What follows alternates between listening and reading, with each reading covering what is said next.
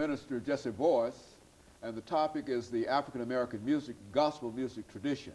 And of course, Minister Boyce, let's have you to continue our conversation, but at the same time to recognize that there are a large number of young people who would like to become involved in the music profession. And I think your career as a publisher, as a writer, and of course as a singer having a gold record and etc., it indicates that you got a lot of information. And let's sort of share some of that information with them. What if they wanted to become involved?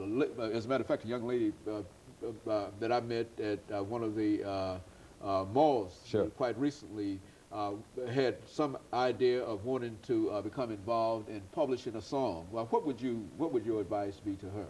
Okay, just to sort of get her name out there and to get somebody to listen to her music, and what are some of the steps? Well, some of the steps that I would think are to put together the right presentation of her song, whether she's able to sing it or to have someone else to do that. It does not have to be full blown. It can be with a piano or a guitar, so long as the substance of the lyrics and the melody are there.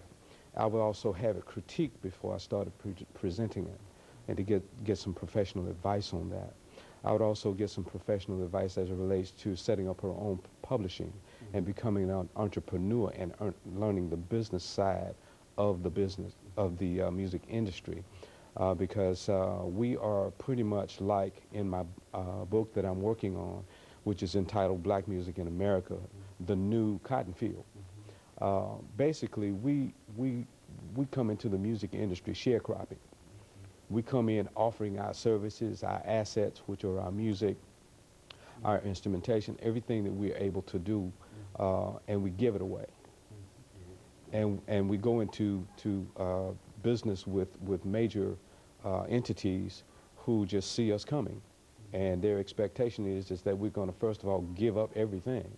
And I would advise that individual to first of all look at their options for negotiating, not giving up any publishing. And if publishing is required in order for them to do business, then there need to be some groundwork laid, such as participation, perhaps that company participating in mechanical royalties or something like that, to where they would retain the copyright themselves, and only giving up that which somebody pays for, you know, and they can either pay for it via services or providing some advantages that person may not have that justify them sharing in that. And that's how we do business with all of our artists. We're in partnership with our artists.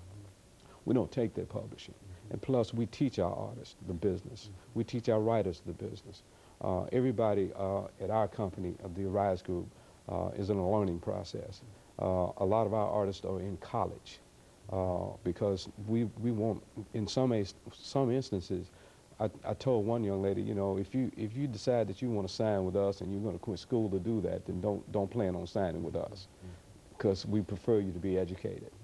But to better understand the implications of music industry, we do consult, and I can be reached at the Arise Group at 615-321-3911. I do consultations for a fee, and the information is very valuable, so we put a price on it, but at the same time you're going to pay a whole lot more if you go out there and get ripped off. You know, as a matter of fact, I think that has been quite common. Yes. In other areas of music, and is that the same in gospel music, which is to say artists come along with songs and they'll sing, and very much somebody else will end up with the rights for those songs, and the artists end up without anything, almost a pauper before the very much so. Talk about that, how that happens. Well, for instance, we have some major artists out here, and I'm familiar with some of their agreements.